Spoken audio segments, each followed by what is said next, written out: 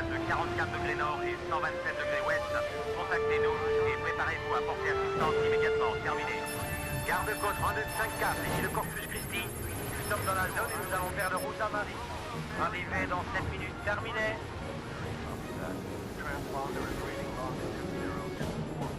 Fairbanks. Capitaine, on a un navire sur zone, c'est le Corpus Christi.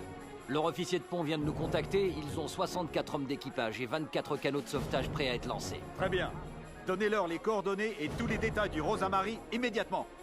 Et je veux un rapport de la situation du Corpus Christi dans 5 minutes. À vos ordres.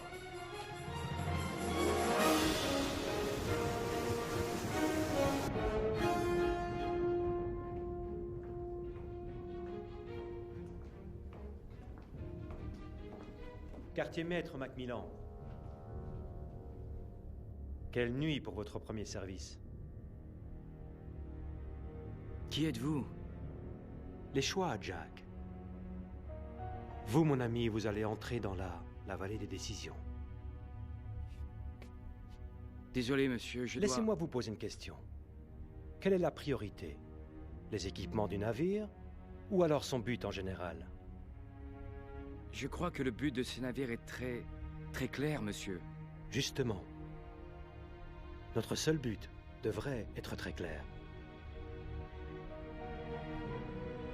Jack, nous allons vers des territoires dangereux et sans échappatoire. Cependant, l'intérieur de ce navire est un endroit très confortable. Et là réside votre choix. Vous vous jetez à l'eau ou vous vous contentez d'étudier la possibilité de peut-être le faire?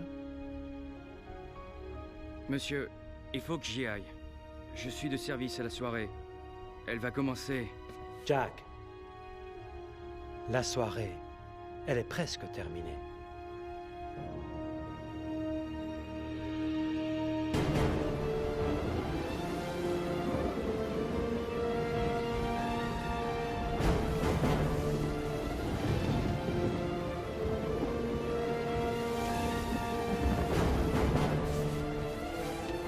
Faut qu'on y aille tous.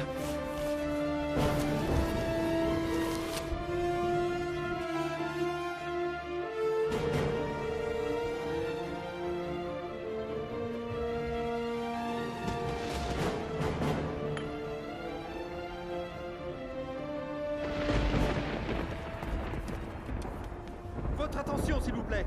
Écoutez, le capitaine ordonne à tout le monde de se présenter de suite à l'officier Burlot au 2e niveau pour une opération de sauvetage.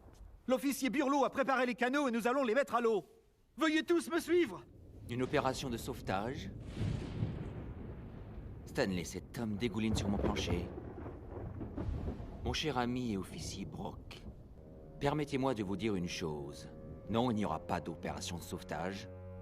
Mais, attendez, monsieur. Réfléchissez. Savez-vous quel genre de navires sortent par un temps pareil?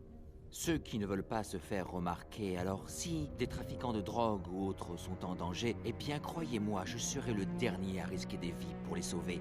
Qu'ils aillent au diable. Mais, monsieur, ce bateau, après tout, est... Je sais parfaitement à quoi est destiné ce navire. Voulez-vous que nous soyons tous tués? Non, monsieur. Un des intérêts d'être à bord, disons, d'un bateau comme celui-ci, c'est d'être protégé de l'extérieur. Et ça, c'est clair pour vous, officier Brock? Eh bien, peut-être. Peut-être, mais peut-être pas. Désolé, monsieur.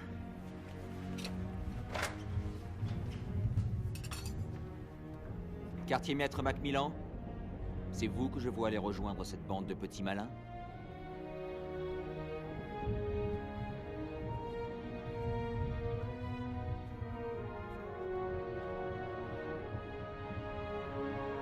Eh bien, pour moi, tout ça ne me paraît pas très malin.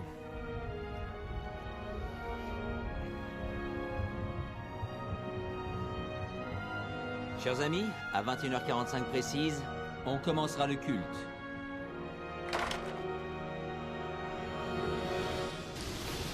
Ils ne sont pas encore là! Laissez pendre la ligne de gabier, elle doit pendre jusqu'en bas! Comme ça? Non! Ils doivent pouvoir la relâcher du canot dès que celui-ci touchera l'eau! D'accord compris! Oui, ça? Vous sentez? Écoute, j'en sais rien, moi. Oui, c'est ça. Non, il faut la relâcher quand elle touche l'eau. Officier Burlot! Ouais, c'est pas trop tôt. Non, c'est quoi ça? Une son cul de poignée. Non mais attendez, vous n'avez pas compris. Moi j'ai préparé les 24 canaux, tout ce qu'on a, et vous m'amenez quoi? Quoi? 6 personnes? Oui, Vous savez qu'il faut au moins 2 personnes pour lancer un seul de ces bateaux? Oui, monsieur, Donc vous venez me dire qu'on va lancer 3 canaux, seulement 3 en tout pour récupérer 76 personnes? Vous avez perdu la tête? Non, monsieur. Ces gens ne vont survivre que quelques minutes dans une eau à cette température et vous m'amenez une demi-douzaine de personnes? Brock, mais dites-moi, qu'est-ce qui se passe là-haut? Mais non, on n'approche jamais par tribord. Tout le concept pour ce nouveau canot est basé sur l'idée de hisser les gens par la poupe. Avec des creux de 4 mètres, vous voulez hisser les gens par la poupe, mais vous les atteindriez même pas. Croyez-moi, j'ai étudié ce machin pendant 3 semaines avec Burlow. J'ai appris tout le manuel. Je pense que vous feriez mieux d'aller réviser vos devoirs. Vous êtes déjà monté dans ces nouveaux canots? N'êtes-vous pas content de ne pas être dehors ce soir? Bon, c'est l'heure d'aller à l'église.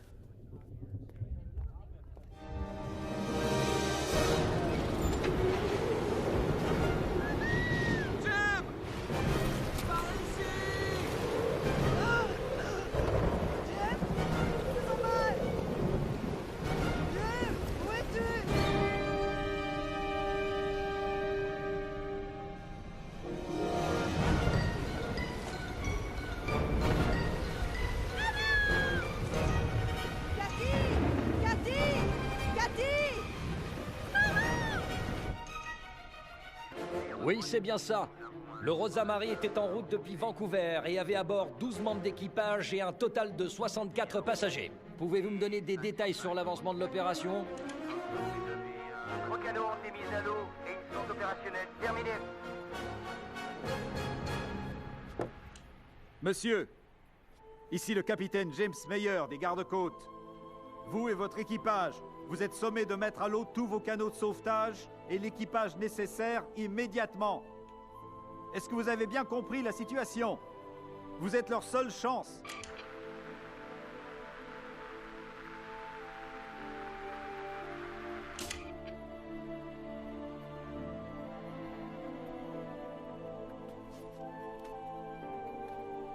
Dire qu'ils ont le bateau pour arriver avant tous les autres.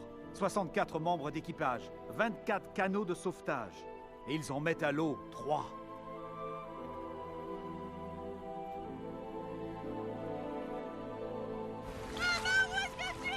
Maman arrive! Cathy! Maman arrive! Cathy, maman! Cathy! J'arrive!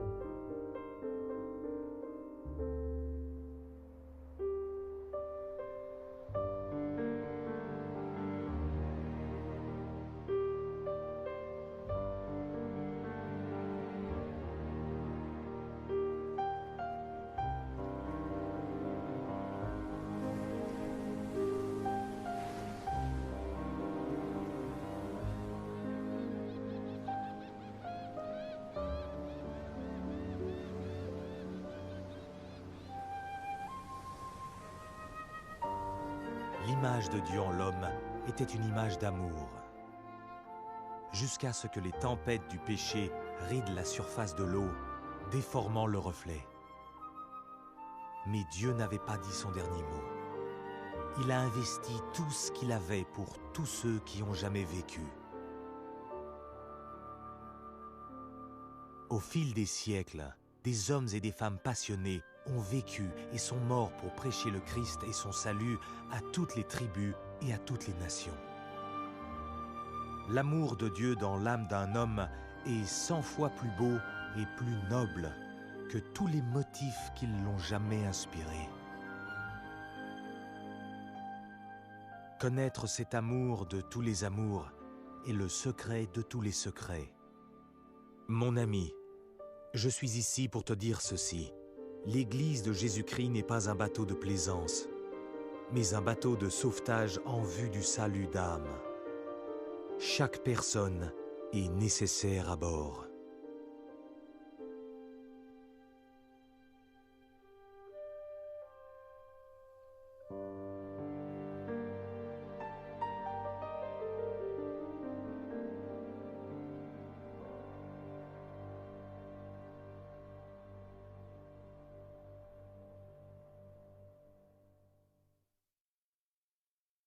Je vous invite à faire une lecture au chapitre 9 de l'Évangile de Luc, au verset 57. Pendant qu'ils étaient en chemin, un homme lui dit « Seigneur, je te suivrai partout où tu iras. » Jésus lui répondit « Les renards ont des tanières et les oiseaux du ciel ont des nids. Mais le Fils de l'homme n'a pas un lieu où il puisse reposer sa tête. » Il dit à un autre, « Suis-moi. » Et il répondit, « Seigneur, permets-moi d'aller d'abord ensevelir mon Père. » Mais Jésus lui dit, « Laisse les morts ensevelir leurs morts, et toi va annoncer le royaume de Dieu. » Un autre dit, « Je te suivrai, Seigneur, mais permets-moi d'aller d'abord prendre congé de ceux de ma maison. » Jésus lui répondit, « Quiconque met la main à la charrue et regarde en arrière n'est pas propre au royaume de Dieu. » Amen. Et cet après-midi, je vais vous inviter au cinéma. Il faut que je retrouve... Alors... Afficher toutes les fenêtres. Voilà. Donc, c'est parti.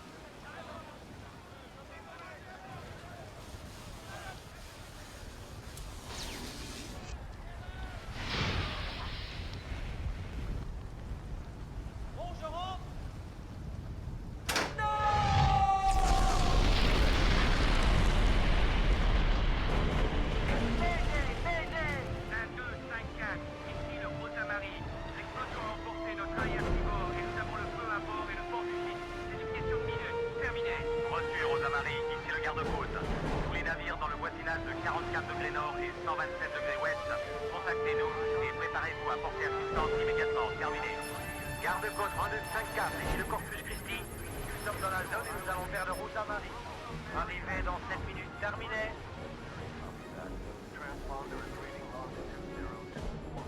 Fairbanks, capitaine, on a un navire sur zone, c'est le Corpus Christi. Leur officier de pont vient de nous contacter, ils ont 64 hommes d'équipage et 24 canots de sauvetage prêts à être lancés. Très bien. Donnez-leur les coordonnées et tous les détails du Rosa Marie immédiatement. Et je veux un rapport de la situation du Corpus Christi dans 5 minutes. À vos ordres.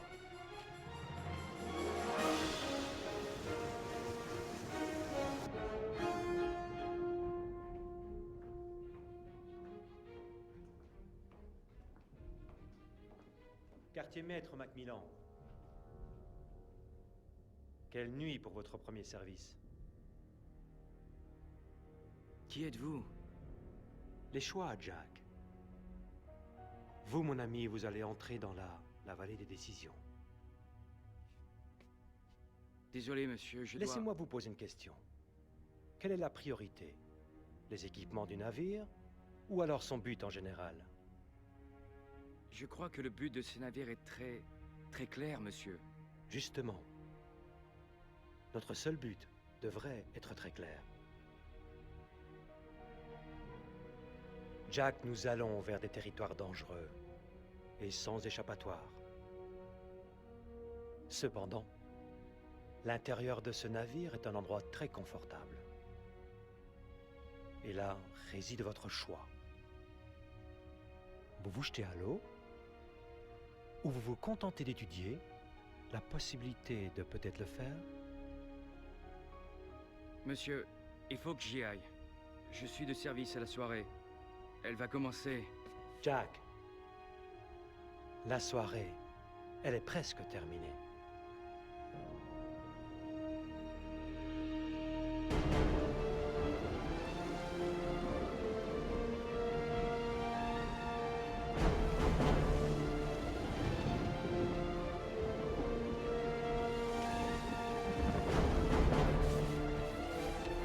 Faut qu'on y aille tous.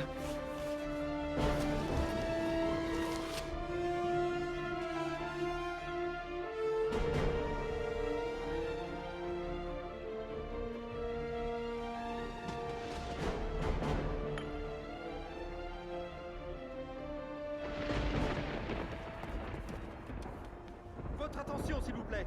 Écoutez, le capitaine ordonne à tout le monde de se présenter de suite à l'officier Burlot au 2e niveau pour une opération de sauvetage. L'officier Burlot a préparé les canots et nous allons les mettre à l'eau. Veuillez tous me suivre. Une opération de sauvetage?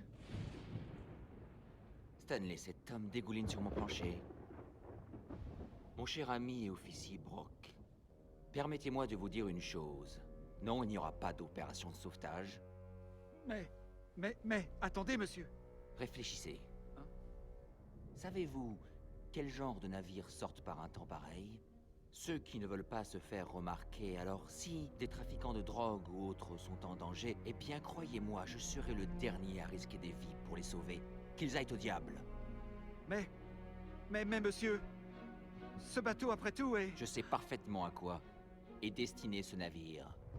Voulez-vous que nous soyons tous tués? Non, monsieur. Un des intérêts d'être à bord, disons, d'un bateau comme celui-ci, c'est d'être protégé de l'extérieur. Est-ce assez clair pour vous, officier Brock? Eh bien, peut-être. Peut-être, mais peut-être pas. Désolé, monsieur.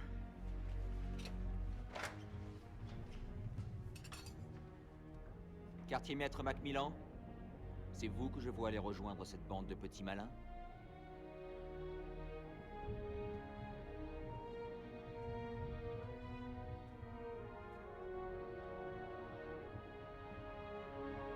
Eh bien, pour moi, tout ça ne me paraît pas très malin.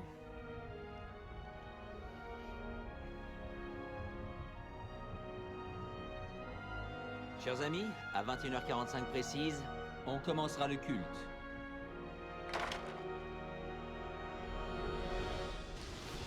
Ils ne sont pas encore là.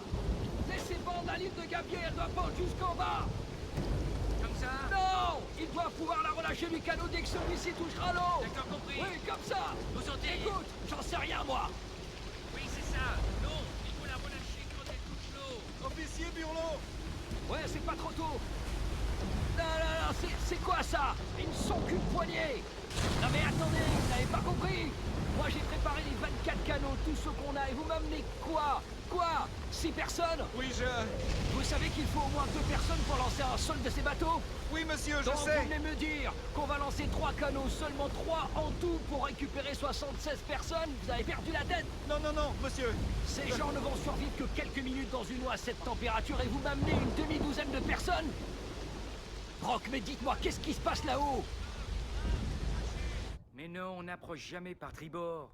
Tout le concept pour ce nouveau canot est basé sur l'idée de hisser les gens par la poupe. Avec des creux de 4 mètres, vous voulez hisser les gens par la poupe, mais vous les atteindriez même pas. Croyez-moi, j'ai étudié ce machin pendant 3 semaines avec Burlow. J'ai appris tout le manuel. Je pense que vous feriez mieux d'aller réviser vos devoirs. Vous êtes déjà monté dans ces nouveaux canots? N'êtes-vous pas content de ne pas être dehors ce soir? Bon, c'est l'heure d'aller à l'église.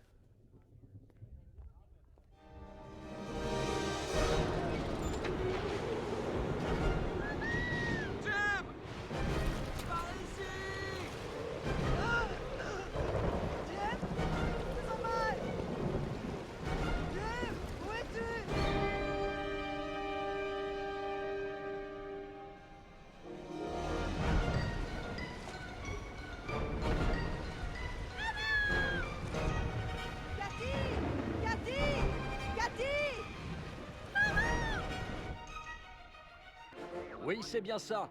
Le Rosa Marie était en route depuis Vancouver et avait à bord 12 membres d'équipage et un total de 64 passagers. Pouvez-vous me donner des détails sur l'avancement de l'opération? 3 canots ont été mis à l'eau et ils sont opérationnels. Terminé. Monsieur, ici le capitaine James Meyer des gardes-côtes. Vous et votre équipage, vous êtes sommés de mettre à l'eau tous vos canots de sauvetage et l'équipage nécessaire immédiatement. Est-ce que vous avez bien compris la situation? Vous êtes leur seule chance.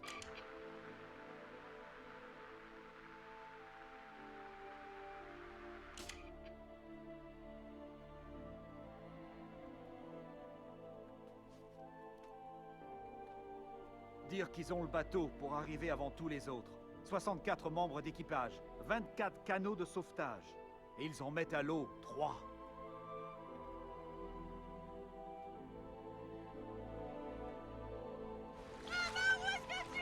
Maman arrive! Cathy! Maman arrive! Cathy, papa! Cathy! J'arrive!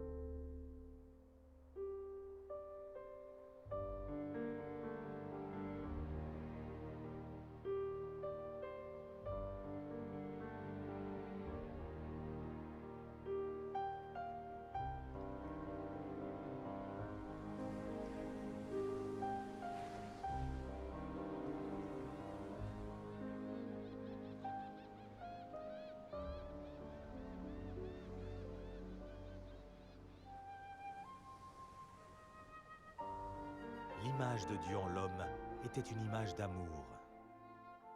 Jusqu'à ce que les tempêtes du péché rident la surface de l'eau, déformant le reflet. Mais Dieu n'avait pas dit son dernier mot. Il a investi tout ce qu'il avait pour tous ceux qui ont jamais vécu. Au fil des siècles, des hommes et des femmes passionnés ont vécu et sont morts pour prêcher le Christ et son salut à toutes les tribus et à toutes les nations. L'amour de Dieu dans l'âme d'un homme est 100 fois plus beau et plus noble que tous les motifs qui l'ont jamais inspiré. Connaître cet amour de tous les amours est le secret de tous les secrets. Mon ami, je suis ici pour te dire ceci. L'Église de Jésus-Christ n'est pas un bateau de plaisance, mais un bateau de sauvetage en vue du salut d'âme. Chaque personne est nécessaire à bord.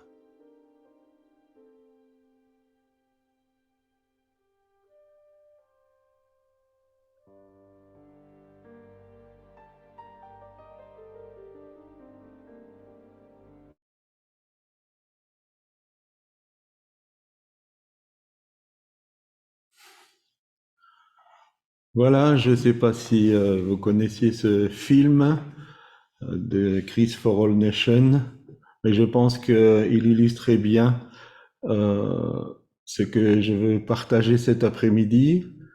Deux petites secondes, je vérifie si oui, c'est bon.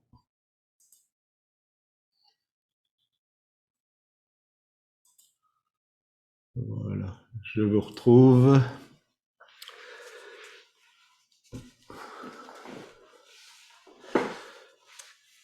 Luc chapitre 10 verset 2 nous dit, il leur dit, La moisson est grande, mais il y a peu d'ouvriers.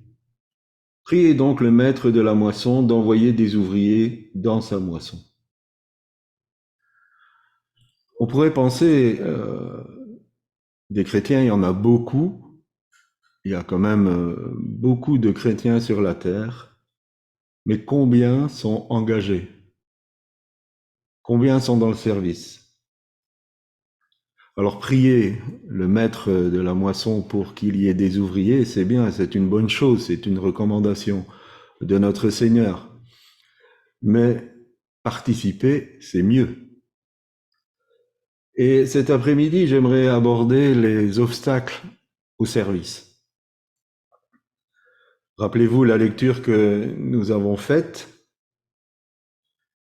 Et le premier dira, Seigneur, je te suivrai partout où tu iras. Et puis le Seigneur va le refroidir, entre guillemets, dans son élan, parce qu'il va lui montrer le prix à payer. Matthieu, chapitre 13, versets 20 et 21, et j'ai fait une petite entorse, excusez-moi, j'ai changé un mot par un autre. Celui qui a reçu la semence dans les endroits pierreux, c'est celui qui entend l'appel et le reçoit aussitôt avec joie. Mais il n'a pas de racine en lui-même. Il manque de persistance. Et dès que survient une tribulation ou une persécution à cause de cet appel, il y trouve une occasion de chute. Répondre à l'appel peut se faire sur un coup de tête ou sur un coup de cœur. Mais quelle est la profondeur de celui qui va répondre à l'appel?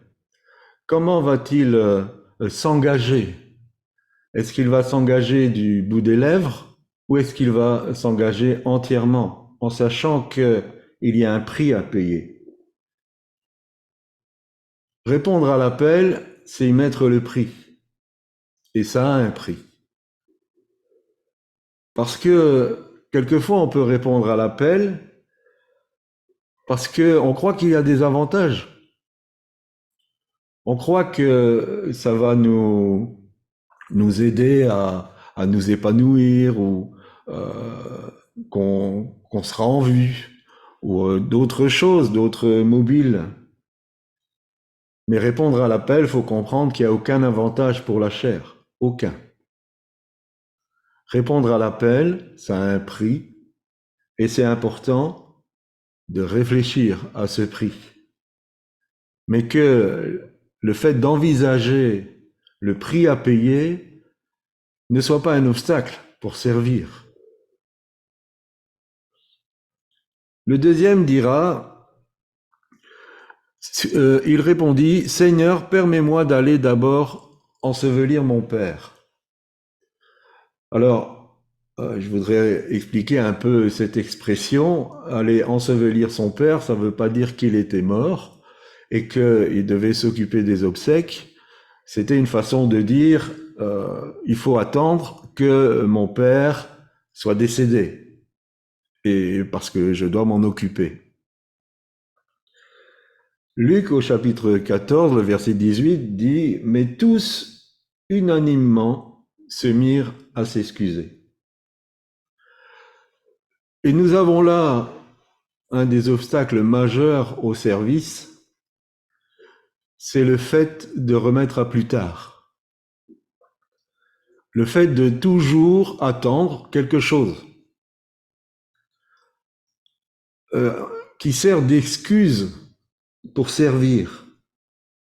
Pourquoi? Parce que l'appel n'est pas prioritaire.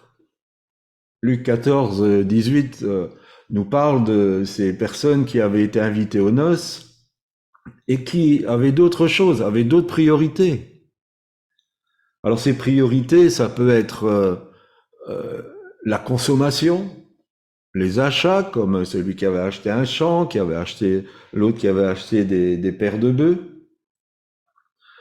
Le confort relationnel, de répondre à l'appel, on va perdre son confort, ou comme dans notre film, on va perdre le confort de l'Église.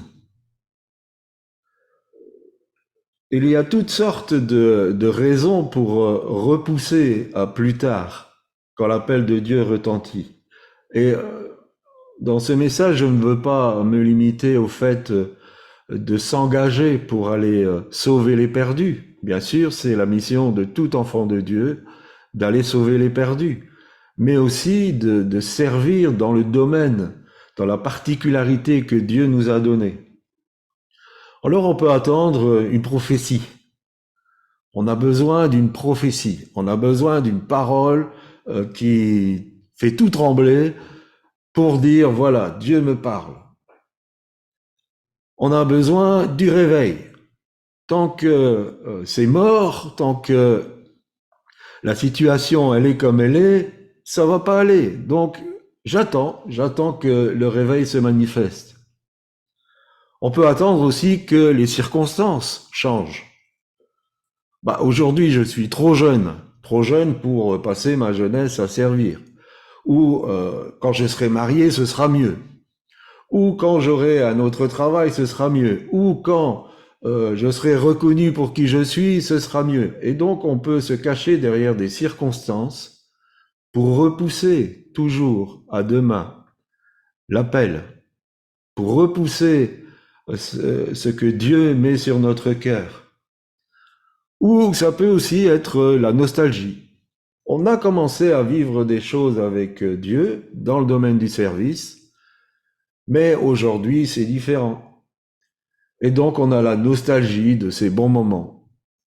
Et c'est un peu comme regarder des vieilles photos, et on reste sur ces vieilles photos, et on n'entre pas dans les saisons, les nouvelles saisons qui sont là. Remettre à plus tard. Le troisième dira, Seigneur, mais permets-moi d'aller d'abord prendre congé, donc dire adieu à ceux de ma maison. Un autre obstacle qui est très fréquent dans le domaine du service, c'est ce que j'appelle l'esprit de famille. Luc au chapitre 8, le verset 21 nous dit, « Mais il répondit, c'est Jésus qui parle, « Ma mère et mes frères, ce sont ceux qui écoutent la parole de Dieu et qui la mettent en pratique. » Alors, vous savez, ici, au Centre apostolique EZ37M, nous faisons très attention à ce que ceux et celles qui veulent servir le Seigneur soient de bons conjoints et soient de bons parents. C'est important de garder la cellule familiale.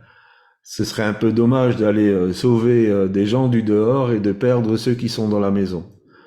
Mais je parle ici de l'esprit de famille élargi, des parents, des sœurs, des frères, des cousins, des oncles, des tantes. Et il y a bien souvent dans les familles des règles familiales. Et si servir Dieu va en opposition ou déroge à ces règles familiales, il y a une pression de la famille. Parce que ça ne se fait pas.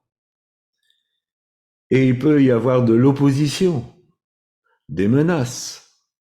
Je me rappelle d'un frère, quand il s'est converti, sa belle-mère lui a dit, si tu ne vas plus dans cette secte, je te paierai une nouvelle voiture. Il peut avoir ce genre de pression ou de menace, de dire, si tu sers le Seigneur, nous te renions, nous ne te connaissons plus. Ça peut être un obstacle au service. Ou disons qu'on peut servir Dieu, mais s'il y a des réunions de famille, le dimanche c'est le sacro-saint temps de la réunion de la famille, et je répète bien, je parle de la famille élargie, il y a des conflits. Et quelquefois, certains cèdent à cette pression pour ne pas servir Dieu. Jésus dira aussi que celui qui met la main à la charrue et regarde en arrière n'est pas propre au royaume de Dieu. La première épître de Jean, au chapitre 2, verset 15, nous dit « N'aimez point le monde, ni les choses qui sont dans le monde. Si quelqu'un aime le monde, l'amour du Père n'est point en lui. » Il y a aussi l'attrait du monde. Il y a le fait que le monde propose des choses qui attirent. Et finalement, l'énergie, la priorité, elle va à ces choses. Au lieu de donner sa vie pour Christ, on donne sa vie pour ce monde. C'est encore un autre grand obstacle. Apocalypse chapitre 2, versets 4 et 5 nous dit « Mais ce que j'ai contre toi, c'est que tu as abandonné ton premier amour. Souviens-toi donc d'où tu es tombé. Repens-toi et pratique tes premières œuvres. » Galate nous dit aussi « Vous courriez si bien, qui vous a arrêté ?» Peut-être que vous avez servi le Seigneur pendant un temps. Peut-être que vous vous êtes consacré pendant ce temps. Mais aujourd'hui, le feu du premier amour s'est éteint. Vous êtes tiède. Et la parole de Dieu, elle est claire, que ceux qui sont tièdes sont pires que ceux qui sont froids. Et le Seigneur dit, rappelle-toi, souviens-toi d'où tu es tombé. Rappelle-toi le feu que tu avais pour servir Dieu. Rappelle-toi quel contentement tu avais à lui faire plaisir. Mais aujourd'hui, tu es tiède. Ou tu es tombé dans une routine. Servir Dieu pour toi est devenu une routine, tu es devenu une sorte de fonctionnaire. Et tu fais les choses non plus par passion, je dirais, mais tu fais les choses parce que ça doit être fait. Combien de ministères et de serviteurs de Dieu sont dans cette routine? Ils font ou elles font les choses parce que ça doit être fait, sans passion, sans désir de plaire à Dieu, uniquement parce que ils pensent que c'est leur charge. Que le feu du Saint-Esprit pour servir Christ revienne dans les cœurs, revienne dans les cœurs. Que nous soyons tous animés d'un feu dévorant pour servir notre roi, notre maître.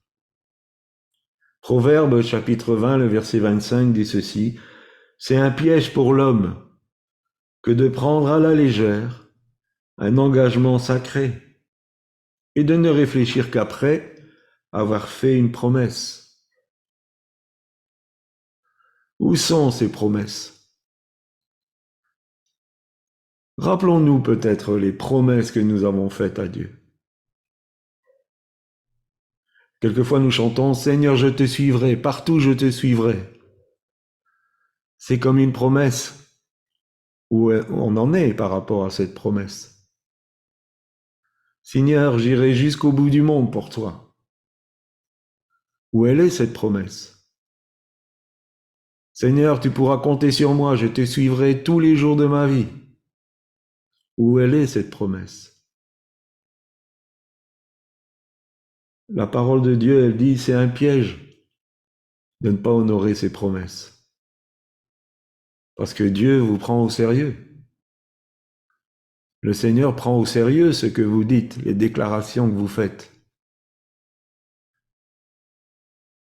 Et quelquefois, nous oublions ces promesses. Alors, comme ça a été dit dans Apocalypse, souvenons-nous quand j'ai commencé à ne plus être dans la promesse. Repentons-nous et servons le Seigneur de tout notre cœur. Et un dernier obstacle,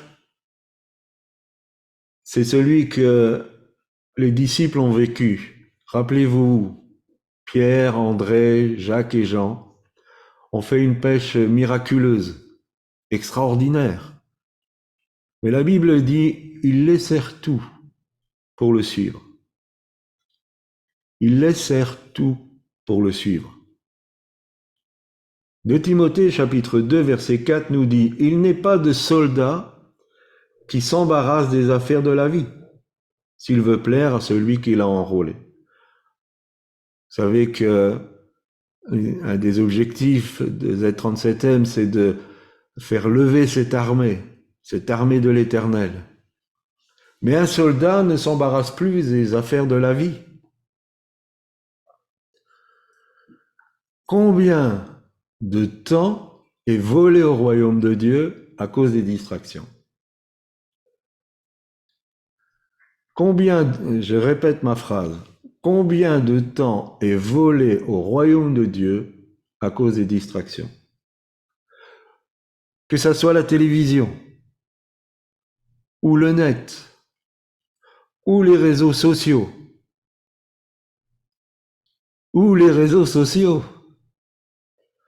Alors il y en a une flopée, que ça soit Facebook, Twitter, Instagram, TikTok maintenant, YouTube, ou ce que l'un et l'autre dit. Combien de temps est volé au royaume de Dieu à cause des réseaux sociaux? Combien même de besoins élémentaires sont volés à cause des réseaux sociaux?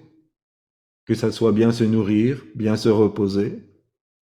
Alors bien sûr, on peut y être pour servir Dieu.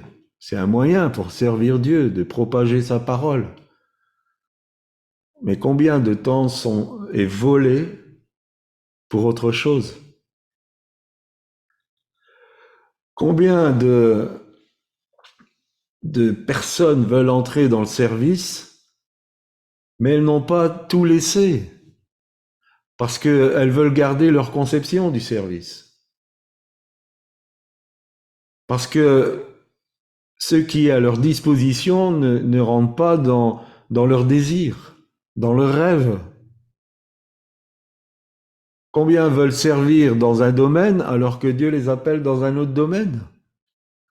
Et peut-être que cet autre domaine n'est pas du tout humainement intéressant. Alors bien sûr, on laisse ces tâches-là pour d'autres. Parce que moi, je suis appelé à. Mais pourtant, il y a des opportunités qui sont là et qui semblent peut-être pas très valorisantes. Mais derrière ces portes qui semblent non valorisantes, il y aura ces biens bons et fidèles serviteurs. Ou parce que notre conception, elle se base en disant, il faut faire comme ça. Et donc, tout l'enseignement de Christ, tout l'enseignement du Seigneur pour nous apprendre à faire les choses, n'arrive pas à rentrer, parce que nous voulons faire selon ce que nous pensons que ça doit être fait. Ou un autre obstacle, c'est parce que ça rentre en conflit avec nos intérêts personnels. Ça rentre en conflit avec ce que nous souhaitons. Combien de « j'ai pas envie ». J'ai pas envie. Et si vous prenez 1 Corinthiens 13, l'amour n'est pas envieux. Donc chaque fois qu'on dit « j'ai pas envie », on dit « j'ai pas d'amour ».